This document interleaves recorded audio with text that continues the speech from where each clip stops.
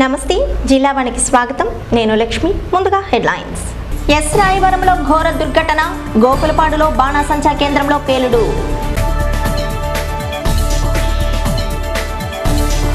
విషాదాగ్నిని మిగిల్చిన బాణాసంచా తయారీ. పేలుడు సంఘటనలో 5 సజీవ దహనం, మరో 2 దుర్మరణం. సంఘటనా స్థలాన్ని సందర్శించిన అయ్యన్న రాజప్ప పూర్తి స్థాయి దర్యాప్తుకు ఆదేశం. కొలువుదీరిన జిల్లా విశ్వబ్రాహ్మణ సంఘం రథసారథులు అట్టహాసంగా గోవిందు ప్రమాణ స్వీకారోత్సవం. ఎస్ రాయవరం మండలంలో ఘోర దుర్ఘటన విషాదాన్ని మిగిల్చింది. గోకుల్పాడులో బాణాసంచా తయారీ కేంద్రం 7 పొట్టన పెట్టుకుంది. ఇక్కడ ఒక్కసారిగా పేలుడు సంభవించడంతో జిల్లా యంత్రాంగం ఉలిక్కిపడి సంఘటనా స్థలికి చేరుకున్నారు. అప్పటికే కొందరు మంటల్లో మాడిమసైపోగా మరికొందరు మృత్యుతో పోరాడుతున్నారు. వీరందరినీ చికిత్స కోసం ఆసుపత్రులకు తరలించారు. రాష్ట్ర మంత్రులు స్వయంగా సహాయక చర్యలను పర్యవేక్షించారు. చూసిందంట నువ్వు చచ్చిపోయిందంట అమ్మా. మేము రాబోతుడుకోమో సెలవుసిట్టి లక్ష్మి అక్కడ తూలిపోయి ఉంది. అసలు ఎలా జరిగింది ప్రమాదం? ఎలా జరిగింది అన్నది ఎవరికి తెలియదు. ఇక్కడికి వచ్చిన వరకు కూడాను ఇక్కడికి వచ్చిన తర్వాత తెలిసింది. అక్కడ శేషమ్మ కొత్తలో ఉండిపోయింది అన్నారు. తర్వాత సమ్మింగ్ రవణ ఒకడు ఉండిపోయారు అన్నారు. ఎవరో తులులమ్మ 2 ఉండిపోయారు అందులోనే అన్నారు. ఇంకొచ్చి చూసిన తర్వాత మనకి ప్రమాదం చూస్తే మీకు ఏమనిపిస్తుంది? ప్రమాదం చూసి ఏమనిపిస్తుంది అంటే ఇంకా ఏం చెప్పేది, ఇంకా అసలు చూడడానికి కూడా ఏమీ ఇదవలేదు. ఇంకా ఎవరికి కూడాను ఎవరికి తలకట్లేదు. ఇంకొచ్చిన ప్రజలకే కాదు, ఇక్కడ ఊళ్ళోంచి జనాలు రాబోతుకి లారీ వాళ్ళు, బళ్ళు వాళ్ళు, బైక్ వాళ్ళు, పై వాళ్ళు ఎక్కువ వచ్చేసారు. ఇక్కడికి మేము రాబోతుకి వాళ్ళే ఎక్కువ వచ్చేసారు. ఇంక మేము వచ్చి కూడా ఏం చేయాలనేది లేదు. ఆ పై వాళ్ళు వచ్చి ఆ ప్రాణాలతో ఉన్న వాళ్ళు కూడా తీసుకెళ్లారు. ఇంక మేము వచ్చి ఎవరన్నది మా మనుషులు మేమే గుర్తుపెట్టి పరిస్థితి లేకపోయింది. ఇక్కడ శబ్దం వచ్చిందండి బాబు. మరి అందులో నా భార్య ఉంది. మరి 9 దాకా మరి చనిపోయి ఉంటారు మొత్తం. మరి ఏంటంటే ఈ పండు సీజన్లో మరి రంగు ముక్కలు ఇలాంటివన్నీ తయారు చేస్తుంటారు. అవి మరి వాటికి పైరు అయిపోవచ్చు. మరి ఏ విధంగా జరిగిందని చెప్పలేము. ఒకవేళ బండి స్టార్ట్ చేసేటప్పుడు ఏమైనా రవ్వలు తూలినా మరి దానివల్ల అయిపోవచ్చు. మరి ఎవరి జరిగిందో తెలియదు బాబయ్య. మరి మొత్తం అంతా సర్వనాశనం అయిపోయారండి. మరి తమ్ముడు మరి పిల్లలకి మేము అసలు ఇప్పుడు ఇది లైసెన్సిబుల్ ఉందా? పిల్లలు కూడా ఉన్నారు ఉందండి. మరి ఎవరికి మాత్రం ఇన్సూరెన్స్ అలాంటి ఏం పెట్టలేదు. మరి ఎందుకు ఇలాంటి పనులు మీరు చేస్తున్నారు? చేస్తున్నాను నేను లేనండి. నేను కూలి పని పోయేవాడిని. అందులో ఇలా చేయలేదండి. నేను పక్కనే వ్యవసాయం చేస్తున్నాను. మరి చూసానండి. మరి పొట్ట వరకు మరి ఏదో పాక దగ్గర మరి నా భార్య పల్లెకి వెళ్తుందండి. మరి అందువల్ల ఏదో కొంత ఒక అన్న డబ్బులు కూలి పని చేసి తెచ్చుకుని మరి 2 బాబులండి చదివించుకోవడానికి కూలి పని చేసి మరి నేను ఎప్పుడు కష్టపడుతున్నానండి. మరి ఆ విధంగా రోజుకు 100 రూపాయలు ఇస్తారండి. మరి ఆ ఏదో తెచ్చుకొని కొంత మేము ఇంజనీర్ కాదుకుంటాం.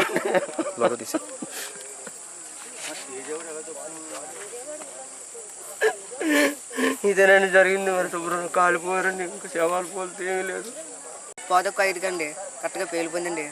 ఈ పేలిపోయిన చూడడానికి వచ్చినప్పుడు ఎలా చూసినా 4 చనిపోయారండి. మొగోళ్ళు, ఆడవాళ్ళు 2 ఒక కుర్రాడండి కాలిపోతే బయటకు వచ్చాడండి. ఆ పక్కన పొలం పక్కన పడుకుని పోడండి. అదే జరిగింది. కొత్తగా 2 వచ్చారండి పిల్లలు. ఆ పిల్లలు కొత్తగా పనిచేస్తే తెలియదండి ఏమని. ఒక అలవాళ్ళు ఏమైనా జరగచ్చామని అనుకుంటున్నాను. మీ తల్లి చనిపోయారా? మా తల్లి సుమారుగా సాయంత్రం 4:30-5 మధ్య ప్రాంతంలో ఇక్కడ చిన్న ఫైర్ వర్క్స్ సర్వీస్ ఇండస్ట్రీ ఉంది. ఈ మోకరాజు 15 సంవత్సరాల నుంచి కూడా ఇండస్ట్రీ ఉంది. ఆ ఇండస్ట్రీలో సుమారుగా 12 మంది పనిచేస్తున్నారు రోజు. దానిలో భాగంగానే ఈరోజు కూడా మరి ఆదివారం మరి ఎందుకు సెలవు ఉండాలి, మరి ఎందుకు అవుతుందో తెలియదు. అది జేసీ గారు చెప్పాను ఆల్రెడీ. ఒక 4 ఆన్ ది స్పాట్ మరి చనిపోవటం చాలా దురదృష్టం. మరి ఒక 2 కూడా మిస్ అయ్యారని చెప్తున్నారు. ఒక 6 ఇంజూరీ అయ్యారు. 6 కూడా ఇప్పుడు అక్కడ నక్కపల్లి హాస్పిటల్కి వెళ్ళి అక్కడి నుంచి అంబులెన్స్ తెప్పించి మన విశాఖపట్నంలో సన్ హిల్స్ హాస్పిటల్ కూడా షిఫ్ట్ చేయడం జరిగింది. ఈ వారిని గురించి ప్రత్యేకంగా తీసుకోమని కలెక్టర్ గారికి డిఎంహెచ్ఓ కూడా చెప్పడం జరిగింది. వారు పర్సనల్గా ఉండి అక్కడ మానిటర్ చేస్తున్న సిచ్యువేషన్. మరి చనిపోయిన వారు 4 బాడీలు కూడా ట్రేస్ అవుట్ చేసి పంపించడం జరిగింది. ఇక ట్రేస్ అవుట్ అని ఒకళ్ళిద్దరి గురించి, ఒకళ్ళేమో నూతిలో ఉండొచ్చని, ఇంకొకళ్ళేమో ఆ గోడ కింద ఉన్న ఇన్సిడెంట్ సుమారు 4:30-5 మధ్యలో జరిగిందండి. ఆ టైంకి మాకు వచ్చిన ఫస్ట్ ఇన్ఫర్మేషన్ ఎస్ఐ అడ్ రోడ్ సమీపంలో రోడ్ మీద వెహికల్ చెక్ ఉన్న టైంలో ఆయన సౌండ్ వినిపించి ఇటువైపు రావడం జరిగింది. వచ్చేటప్పటికి 4 శతఘాతుల్ని 4 చనిపోయారు. ఎవరైతే ఇంజర్డ్ ఉన్నారో వాళ్ళు ఇమీడియట్గా నక్కపల్లి హాస్పిటల్ షిఫ్ట్ చేయడానికి తోడ్పడ్డారు. తర్వాత 4 డెడ్ బాడీస్ ఐడెంటిఫై చేశారు. ఇది ఎలా జరిగింది అనే దాని మీద ఇంకా ఫైర్ డిపార్ట్మెంట్ వాళ్ళు ఎక్స్పర్ట్ ఒపీనియన్ ఇవ్వాల్సి ఉంటుంది. సో ఇక్కడ ఉన్న ప్రత్యక్ష సాక్షులు ఎవరైతే శతఘాతులు ఉన్నారో వాళ్ళు కూడా దాన్ని చెప్పే పరిస్థితిలో వారు లేరు. అంటే వాళ్ళు బయట ఉన్నారు, లోపల జరిగింది ఇది. ఈ మనకు కనిపించే ఈ గోడ ఏదైతే పగిలిపోయిందో ఇక్కడే ఈ ఎక్స్ప్లోజన్ జరిగింది. సో అందులో లోపల ఉన్నవారు నలుగురు అయితే డెడ్ బాడీస్ మనం రికవర్ చేయడం జరిగింది. ఇంకో 2 ఆచూకీ తెలియట్లేదు. దాని గురించి కూడా ఇప్పుడు ఈ యొక్క డెబ్రీస్ అంతా రిమూవ్ చేస్తే ఏమన్నా తెలుస్తుందని అనుకుంటే ప్రయత్నం. పక్కన పొలాల్లో పనిచేస్తున్నారు, 2 పిల్లలు కూడా కనిపిస్తున్నారు. అది మనకు తెలియదండి. ఇక్కడ ఇందులో పనిచేసే ఎంప్లాయీసే 2 ఆ జాడ తెలియదు అంటారు. ఇక్కడ ఈ పొలాల్లో ఈరోజు ఆదివారం కావటం వల్ల ఈ దూడలతో పాటు నిన్న గోకుల్పాడ్లో జరిగిన సంఘటన నిజంగా చాలా దురదృష్టకరం. నిన్న నైట్ నేను అక్కడ హైదరాబాద్లో ఉండిపోవడం వల్ల మీ దగ్గరికి ఆ టైంకి రాలేకపోయాను. ప్రస్తుతం దయచేసి అందరూ క్షమించాలి. మార్నింగ్ మా ఎంపీ గారు కూడా పర్టికులర్గా ఇనిషియేటివ్ తీసుకొని మినిస్టర్స్, ఎంపీస్ అందరూ కూడా, నేను ఎంపీ గారు కూడా వచ్చారు మన దగ్గరికి. ఓవరాల్గా సార్ ఈ సభాముఖంగా మన వాళ్ళందరికీ చెప్పగలిగేది ఏంటంటే, ఓవరాల్ ఎంత లైసెన్స్ లేని ఎన్ని షాప్స్ ఉన్నా పబ్లిక్ అవేర్నెస్ అనేది కొంచెం ముఖ్యం సార్. అది పబ్లిక్లో కూడా ప్రెసిడెంట్స్ కానీ లోకల్ వాళ్ళు కానీ ఎవరైనా పలానా దగ్గర జరుగుతుందని ఇన్ఫర్మేషన్ కనీసం ప్రతిసారి ఎంఆర్ఓ కానీ ఎస్ఐ కానీ ఎంతవరకు ఇనిషియేటివ్ తీసుకోగలరు? లోకల్లో ఉన్న వాళ్ళైనా కనీసం ఇది పలానా జరుగుతుంది అని ఒక ఎస్ఐకో ఒక ఎంఆర్ఓకో నియర్ బై ఎవరో ఒకరికి ఫోన్ చేసి చెప్తే దాని కనీసం 50% అయినా అరికట్టొచ్చేమని నా అభిప్రాయం. ఈ విషయంలో మనందరూ సహకరించుకుందాం, ఒకరికొకరు సహకరించుకుందాం. ఎందుకంటే ఇలాంటి దురదృష్ట సంఘటన ఇంకా ముందు జరగకూడదు, జరగదని నమ్మకం అయితే నాకుంది. ఓవరాల్గా మా లీడర్స్ కానీ అందరూ కూడా ఈ విషయంలో సపోర్ట్ చేస్తారని కోరుకుంటున్నాను. ఇక్కడ పాయక్రోపేట, తుని, నర్సీపట్నం క్రాకర్స్కి చాలా ఎక్కువ ప్రసిద్ధి. అది చాలా చిన్న మిస్టేక్తో ఎంత ఘోరం జరిగిందో ఒకసారి మనందరం కలతో చూసాం ఈరోజు. అది పునరావృతం కాకుండా చూసుకోవాల్సిన బాధ్యతలో మనది కూడా 50% ఉంది. కాబట్టి ఆ బాధ్యతను మనం కంపల్సరీగా నెరవేరుస్తూ అట్ ద సేమ్ టైం అఫీషియల్స్కి కూడా మనం మంచి సపోర్ట్ ఇవ్వగలిగితే ఇలాంటి దురదృష్ట సంఘటన మనకు తిరిగి పునరావృతం అవ్వదు. గోకుల్పాడు దుర్ఘటన క్షతగాత్రులకు మెరుగైన వైద్యం అందించేందుకు వారిని విశాఖలోని 7 హిల్స్ ఆసుపత్రికి తరలించారు. రాష్ట్ర మంత్రులు చింతకాయల అయ్యన్న పాత్రుడు, గంటా శ్రీనివాసరావు, ఎంపీ అవంతి శ్రీనివాస్ ఈ సంఘటనపై స్పందించి క్షతగాత్రులకు కార్పొరేట్ వైద్యం అందేలా ఆదేశించారు.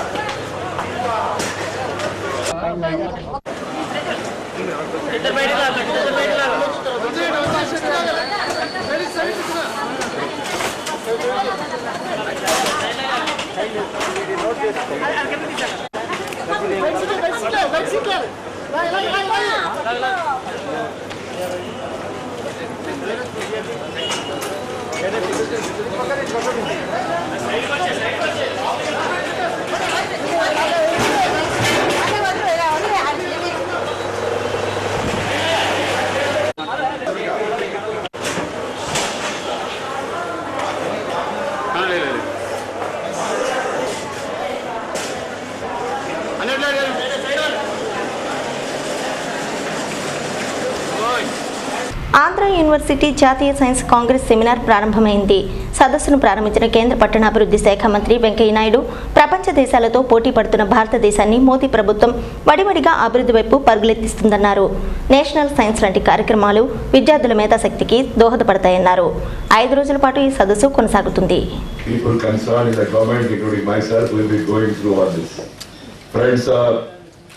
Ministers, public representatives, people's leaders, they must all go on learning. You must go on learn, not yearn. That is because everyone has to learn from others' experiences. For me, coming to Visakhapatnam is always like a homecoming. And particularly I come to visiting the Andhra University because most crucial years of my life were spent here. and the foundations for my career in public life and my worldview were laid here. I studied in this university, spent some prime time. I also stayed in this Visakhapatnam jail for 1.5 years. That I changed my course of life. So when I come this side, I'm always reminiscent of my early days. It's a beautiful place. It's a divine blessed natural beauty. You shall get familiar with divine blessed natural beauty. Scholarly contributions and keen desire on the part of all to sustain the unique features of Indian culture and civilization. Today I have another problem. In my entire life, I never read a speech. I used to read. జిల్లా విశ్వబ్రాహ్మణ సంఘం రథసారథి పెదపాటి గోవిందరావు పట్టాభిషేకం అట్టహాసంగా జరిగింది. సంఘం నూతన అధ్యక్షునిగా ఎన్నికైన గోవిందరావు ప్రమాణ స్వీకారోత్సవం విశ్వబ్రాహ్మణ సంఘం సభ్యుల ఆనందోత్సవాల మధ్య జరిగింది. నార్సీపట్నంలో జరిగిన ఈ కార్యక్రమానికి విచ్చేసిన మున్సిపల్ వైస్ చైర్మన్ చింతగల సన్యాసి పతుడు పట్టణ ప్రముఖులు గోవిందరావుకు శుభాకాంక్షలు తెలియజేశారు. సంఘ సభ్యుల సంక్షేమానికి నిరంతరం కృషి చేస్తానని అధ్యక్షుడిగా ప్రమాణ స్వీకారం చేసిన గోవిందరావు చెప్పారు.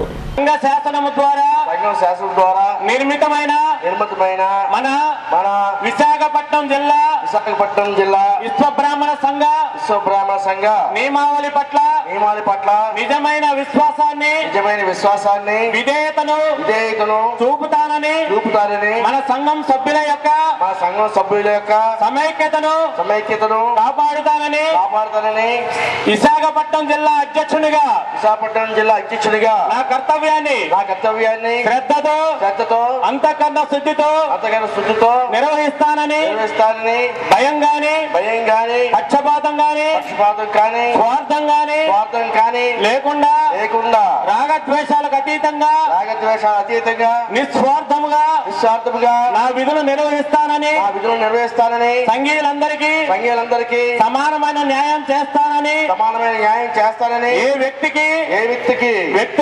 వ్యక్తులకు ప్రత్యక్షంగా గాని పరోక్షంగా గాని హాని చేయనని బంధుప్రీతి చూపనని ఆత్మసాక్షిగా మరియు విశ్వకర్మ భగవాను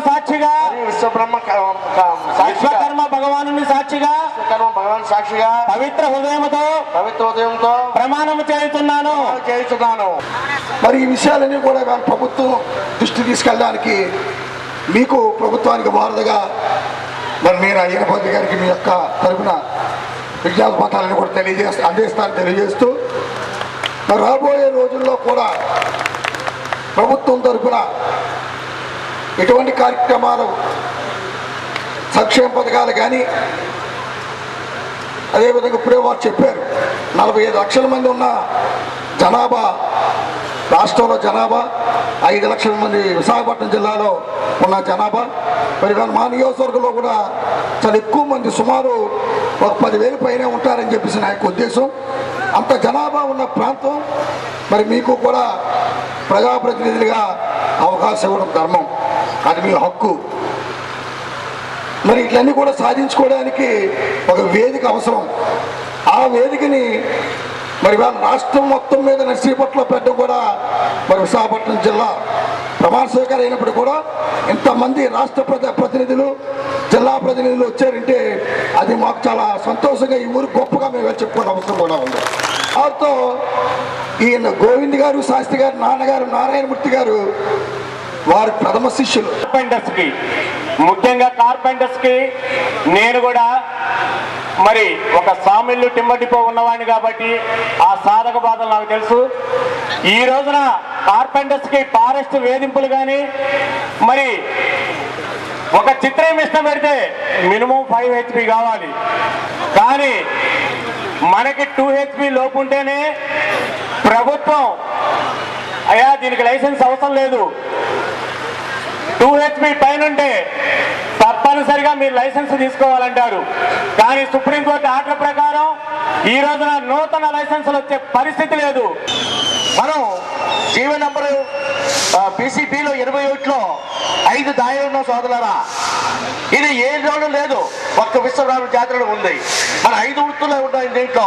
ఆల్రెడీ 2 వృత్తులు కోల్పోయిన సోదరులారా, ఆల్రెడీ శిల్పకళ పోయింది, ఆల్రెడీ కంచరపూడి పోయింది, ఆఖరికి ఈ బంగారు పని కూడా లేకుండా పోయి ఈ గోపులేషన్ వచ్చిన తర్వాత మొత్తం ఈ బంగారు పని కూడా నాశనం అయిపోయి ఆఖరి కార్పెంటర్ కూడా బంగారు పని వాళ్ళేమో దేశవారి కూలి ఈ రోజు కూలి కనుక కార్పెంటర్ పని కానీ ఆఖరి తాట్లు వేసిన పని కూడా వెళ్ళే రోజులు వచ్చే సోదరులారా. ఇటువంటి పరిణామంలో బంగారు పని వారు చేసే వాళ్ళకి కొన్ని ఇబ్బందులు ఉన్నాయి. అవన్నీ మీకు తెలుసు.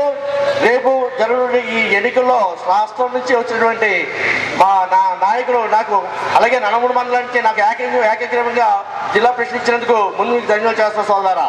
అలాగే మీ అందరూ నమ్మకానికి మీరు నా మీద పెట్టి నమ్మకానికి మీకు అహర్నిశలు రాత్రి పగలకుండా మీ సేవ చేస్తానని చెప్పి సభాముఖంగా తెలియజేస్తాం సోదరులారా. కామ్రేడ్లు పరిసరాల పరిశుభ్రతలో భాగస్వాములయ్యారు. నాతవరం ప్రాథమిక ఆరోగ్య కేంద్రం చుట్టూ పేర్కొనిపోయిన చెత్తా చెదారాలను తొలగించేందుకు నడుం బిగించిన సిపిఐ కార్యకర్తలు షేక్ రజాక్ ఆధ్వర్యంలో చెత్తను తొలగించారు.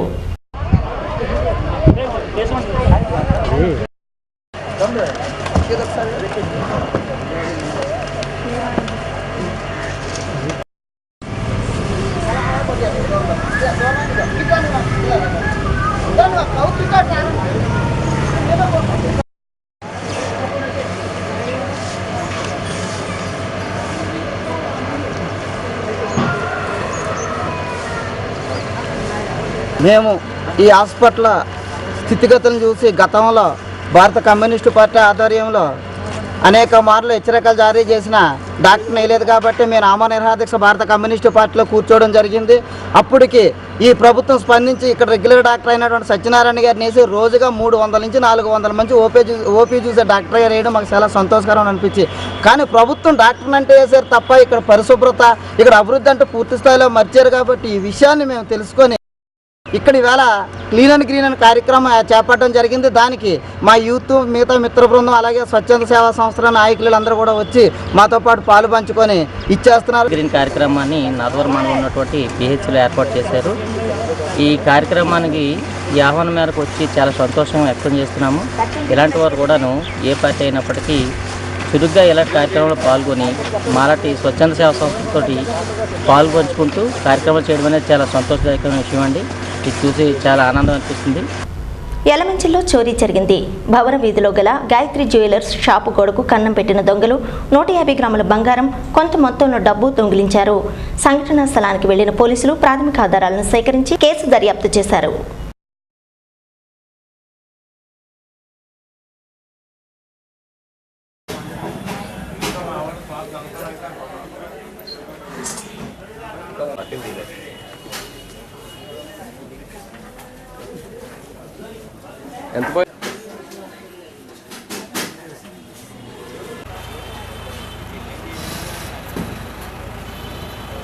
ఆటోలకు పార్కింగ్ స్థలం కేటాయించిన అధికారులు నో పార్కింగ్ పేరుతో అపరాధ రుసుం పేరిట వేలాది రూపాయలు గుంజుకు తింటున్నారని ఆటో వాళ్ళ ఆవేదన.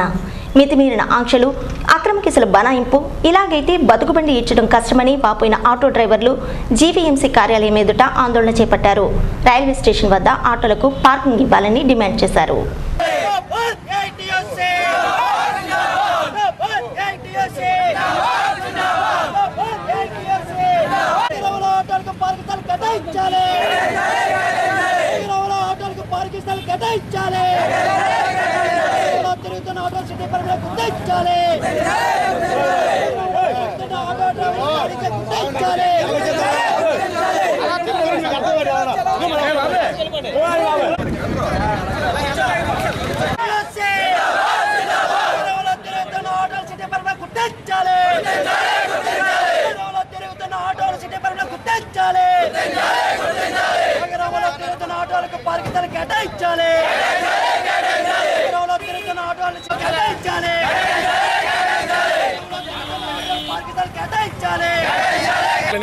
గమ్యస్థలాలు చేరవేయడానికి రైల్వే స్టేషన్ దగ్గర ఆటోలు నిలుపుకోవడానికి పార్కింగ్ స్థలాలు లేవు. అలా లేనటువంటి ఆటోల మీద ఇవాళ ట్రాఫిక్ పోలీసు వారు నో పార్కింగ్ కేసులు పెట్టి మినిమం 200 నుంచి మ్యాక్సిమం 1000 రూపాయల దాకా జరిమానాలు విధిస్తున్నారు.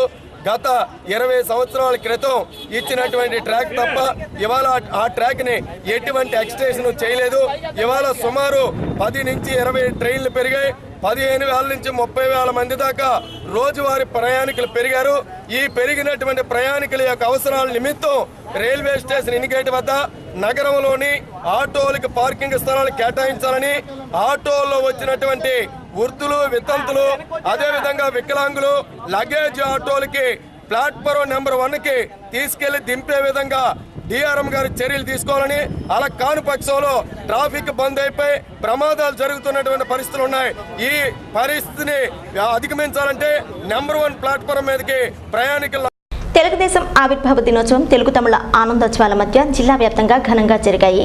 నర్సీపట్నం ఎన్టీఆర్ మినీ స్టేడియంలో ఏర్పాటు చేసిన పార్టీ పండుగకు హాజరైన మున్సిపల్ వైస్ చైర్మన్ చింతకాయల సన్యాసి పాత్రుడు జ్యోతి ప్రజ్వలన చేసిన తర్వాత ఎన్టీఆర్ విగ్రహానికి పూలమాలలు వేసి నివాళి అర్పించారు. అనంతరం టీడీపీ తొలి కార్యకర్త బర్ల వీరభద్రం చేత కేక్ కట్ చేయించి ఆయన్ను ఘనంగా సన్మానించారు. మండల టీడీపీ అధ్యక్షుడు లాలం శ్రీరంగస్వామి, కౌన్సిలర్లు జాలమూరి బంగారాజు, గవిరెడ్డి బాబులు, వికాస్ సతీష్, మాకిరెడ్డి అప్పారావు, కారిబాబు పాల్గొన్నారు. రాష్ట్రకు ఒక పండుగ రోజు మనకి 1982 మార్చి 29న తెలుగుదేశం పార్టీ స్థాపించడం జరిగింది అన్న ఎన్టీ రామారావు గారు. మరి ఈ రోజుకి 34 సంవత్సరాలు పూర్తి చేసుకొని 35 సంవత్సరాలు అడుగు పెడుతున్నాం. మరి 34 సంవత్సరాలు కూడా పార్టీ అనేక కార్యక్రమాలు, అనేక సంక్షేమ కార్యక్రమాలు ప్రారంభించి ప్రజల హృదయాలు నిలిచిపోయింది. అటువంటి పార్టీలు ఉన్నందుకు చాలా ఆనందంగా, గర్వంగా కూడా ఉంది. అంతకంటే ముఖ్యంగా మరి పార్టీ ఆవిర్భావ దినోత్సవంలో ఒక మంచి కార్యక్రమం చేసామని ఆనందంగా కూడా ఉంది. మాకంటా ముందు తెలుగుదేశం పార్టీలో చేరిన వ్యక్తి నర్సీపట్నం నియోజకవర్గంలో బల్ల వీరభద్ర గారు. వారికి ఈ రోజున పార్టీ తరఫున అన్నగారి విగ్రహం ముందు వారి యొక్క ఆశీర్వాదాలతో వారికి వేళ సన్మానం చేయడం చాలా ఆనందంగా ఉంది. పాయకులపేటలో తెలుగుదేశం ఆవిర్భావ దినోత్సవం ఘనంగా జరిగింది. పార్టీ కార్యాలయం వద్ద తెలుగుదేశం పతాకాన్ని ఆవిష్కరించిన మండల టీడీపీ అధ్యక్షుడు పెద్దిరెడ్డి చిట్టిబాబు, సీనియర్ నేత తోట నగేష్, మజ్జూర్ నారాయణరావులతో కలిసి వై జంక్షన్ మీదుగా ఊరేగింపుగా వెళ్లి అక్కడ ఎన్టీఆర్ విగ్రహానికి పూలమాలలు వేసి నివాళి అర్పించారు. అలాగే నందమూరి కల్చరల్ యూత్ కూడా పార్టీ ఆవిర్భావ వేడుకలను ఘనంగా నిర్వహించారు. సీనియర్ కార్యకర్త వెంకటరామరాజును జిల్లా ఉపాధ్యక్షుడు గురెళ్ల రాజబాబు, చింతకాయల రాంబాబు, విశ్వనాథుని శ్రీను, భజంత్రులు శివ, మేడిశెట్టి వరహాలు సన్మానించారు. హౌసింగ్ స్కీమ్స్ కానీ ఆయన హయాంలో, కాంగ్రెస్ పార్టీ హయాంలో ఎప్పుడూ జనన అనేక వెల్ఫేర్ స్కీమ్స్ నందమూరి తారక రామారావు గారు అధికారం చేపట్టిన తర్వాత సుమారు మన ఆంధ్రప్రదేశ్ ఏర్పడిన తర్వాత 58 సంవత్సరాల్లో 18 సంవత్సరాలు తెలుగుదేశం పార్టీ ప్రభుత్వం పరిపాలించిన నగ్న సత్యాన్ని ఈవేళ ప్రజలందరూ కూడా మర్చిపోలేని రోజు కాబట్టి ఈరోజు వాడవాడలే వేళ మరి పార్టీ అధ్యక్షులు ఇచ్చిన పిలుపు మేరకు ప్రతి గ్రామంలోనూ కూడా జెండా ఆవిష్కరణ కార్యక్రమాలు చేసుకోవడం వేళ మండల హెడ్ క్వార్టర్స్లో అంతిగారి నాయకత్వంలో అంతిగారు మరి అనివార్య కారణంలో హైదరాబాద్లో ఉండిపోవడం జరిగింది కాబట్టి ఎమ్మెల్యే గారు ఈ నియోజకవర్గ అభివృద్ధికి మనందరం కూడా కార్యకర్తలందరూ కూడా ఆమెకు అండగా ఉంటూ ఇటు పారిశ్రామికంగా, వ్యవసాయపరంగా, విద్యాపరంగా ఈ నియోజకవర్గ అభివృద్ధికి మనందరం కూడా ఆమెకు అండగా ఉంటూ ఆమె ఎన్నట్ట ఉంటూ కృషి చేయాలని మీ అందరికీ కూడా కార్యకర్తలందరికీ కూడా తెలియజేస్తూ 82వ సంవత్సరంలో స్వర్గీయ ఎన్టీ రామారావు గారు నేతృత్వంలో ఈ తెలుగు ప్రజలందరూ కూడా నాకు ఎంతో ఉన్నతమైన స్థానం అందించారు. ఈరోజు వాళ్ళు చాలా కష్టాల్లో ఉన్నప్పుడు మనం వాళ్ళని ఆదుకోవాలి, వాళ్ళకి సంబంధించి ఏదో చేయాలని ఒక మంచి లక్ష్యంతో ఆ రోజున తెలుగుదేశం పార్టీని స్థాపించడం జరిగింది. ఆ రోజుకి పేదలు, బడుగు, బలహీన వర్గాలందరూ కూడా చాలా కష్టాల్లో ఉండటం వీళ్ళని ఆదుకోవాలని ఆ రోజు తెలుగుదేశం ప్రభుత్వం పార్టీ స్థాపించిన 9 నెలల్లోనే అధికారాన్ని కట్టబెట్టడం జరిగింది.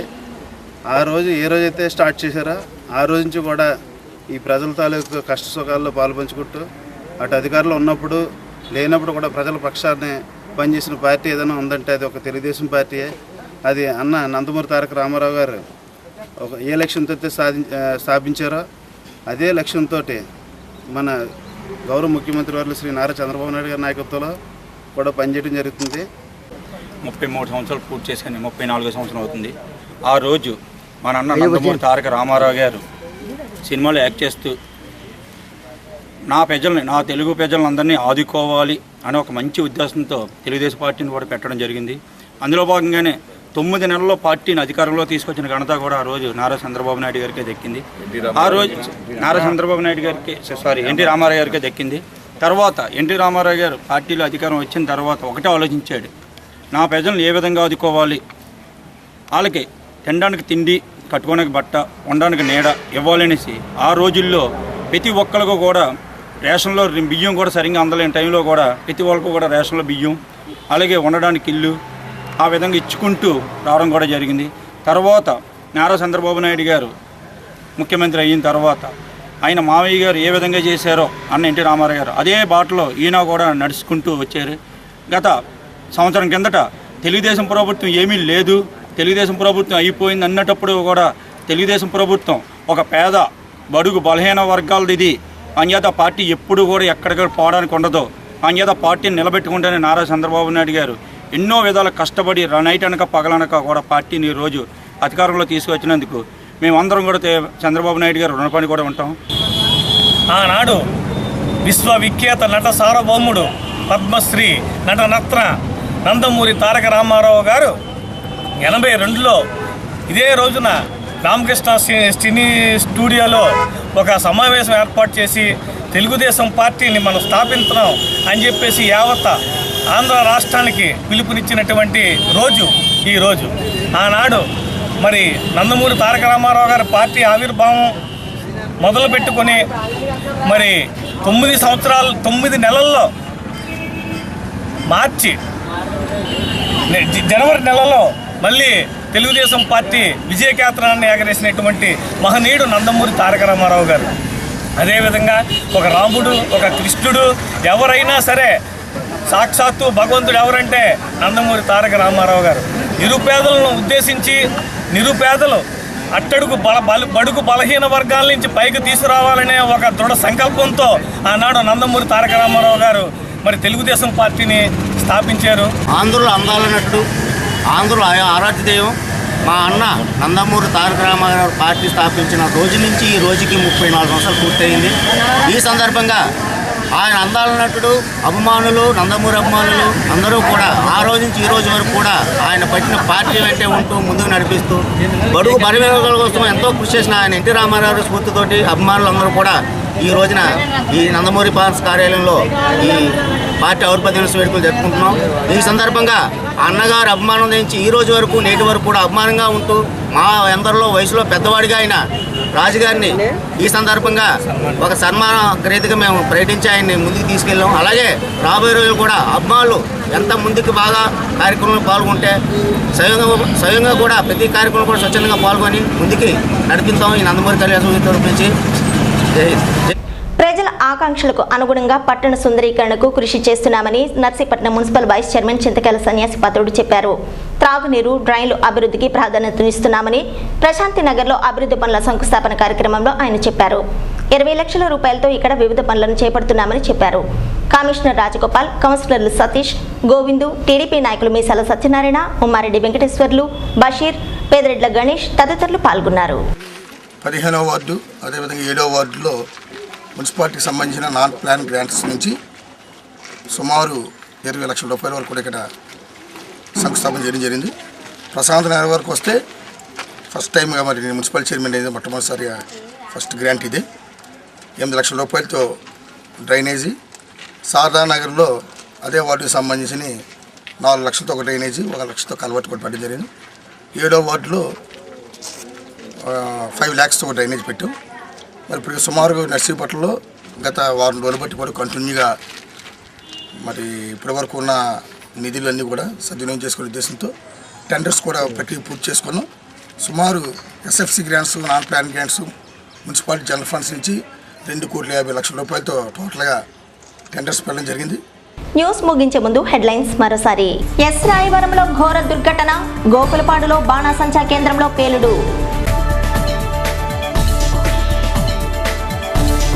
విషాదాగ్నిని మిగిల్చిన బాణాసంచా తయారీ, పేలుడు సంఘటనలో 5 సజీవ దహనం, మరో 2 దుర్మరణం. సంఘటనా స్థలాన్ని సందర్శించిన అయ్యన్న, రాజప్ప, పూర్తి స్థాయి దర్యాప్తుకు ఆదేశం. కొలువుదీరిన జిల్లా విశ్వబ్రాహ్మణ సంఘం రథసారథులు అట్టహాసంగా గోవిందు ప్రమాణ స్వీకారోత్సవం. న్యూస్ ఇంతటితో సమాప్తం. మరిన్ని తాజా వార్తల సమాహారంతో తదుపరి బులెటిన్లో మళ్ళీ కలుద్దాం. అంతవరకు సెలవు. నమస్కారం.